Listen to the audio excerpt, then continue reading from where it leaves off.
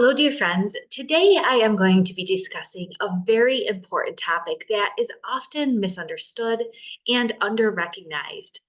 And the topic is mold-related illness. Importantly, we're also going to discuss how essential oils can help those struggling with mold-related illness. And I am excited and humbled to say that I am joined by the world-renowned, esteemed, and respected foremost authorities and pioneer in this field, Dr. Jill Crista. Now, for those of you who are not familiar, mold is one type of organism that produces some of the most common biotoxins found in water-damaged buildings and even in areas of just high humidity. Its potential roommates include other fungi and other types of bacteria, including actinomyces and mycobacteria. The point is that these little inhabitants that are in our home can actually produce toxic compounds, creating a health damaging stew of metabolic byproducts. And these metabolic byproducts can cause havoc to your health. Now, many are aware that mold in itself, or even the spores, can cause some respiratory illnesses. And even the CDC mentions that it can trigger asthma, respiratory disorders, and even some immune issues.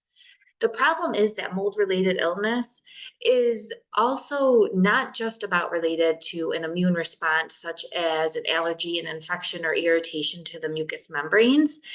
The biotoxins themselves, they actually can directly impact the nervous system's function. And it's actually common for me and my colleagues to see neurological symptoms in people that have been impacted and are sensitive to mold. So commonly symptoms would wax and wane, and especially during changes in humidity and weather. Oftentimes people who come to me who have mold-related illness will note, and I'll actually have them document that their symptoms worsened around times when the weather was more damp or when there was a lot of rain. Some of the symptoms that are common with people who have mold-related illness that are specifically neurological could be headaches, dizziness, memory issues, cognitive changes, fatigue, mood imbalances, vision disturbances, tremor, numbness, tingling, and pinprick pain. And the problem is that many people don't recognize that the issue is related to mold. So they go to many different specialists and nobody bothered to ask them what's going on in their environment. And the thing is that mold in itself can be an issue, but there can also be the spores, the mold off-gassing, as well as the mycotoxins they produce. And then if, say, there's a water damaged building and you don't find mold, there's also these other bacteria and inhabitants that could be the cause of the problem.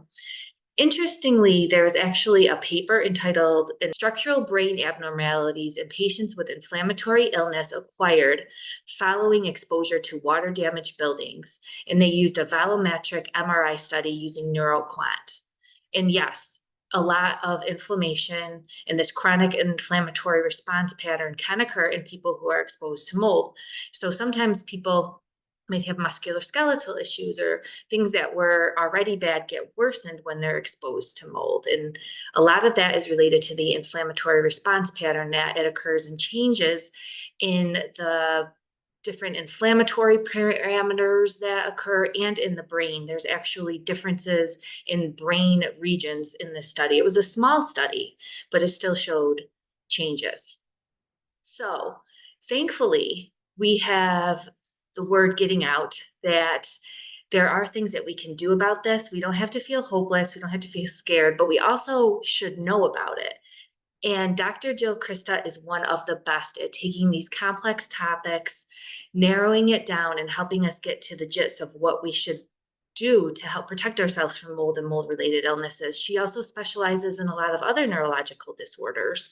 She is compassionate, she's authentic, she is a true healthcare warrior, and she fights for patients' rights. She's actually doing a research project right now where she's getting her mold questionnaire validated so that people who maybe don't have a lot of funds for the specific testing and the physicians that can put those puzzle pieces together can at least have a validated measure to know that mold is an issue.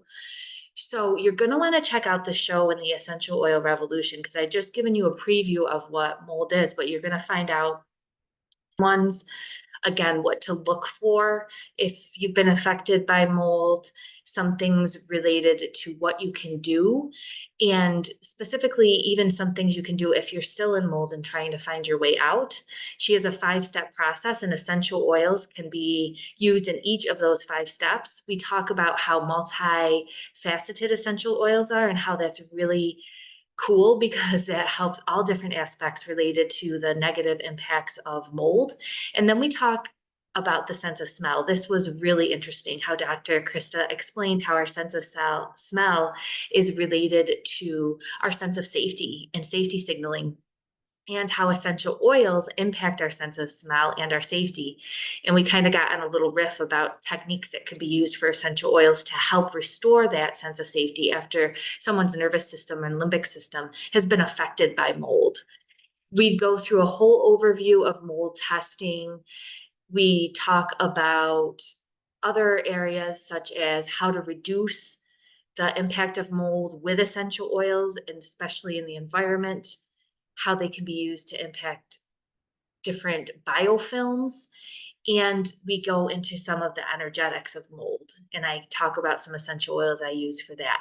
So please check out the Essential Oil Revolution. The link will be in the video description.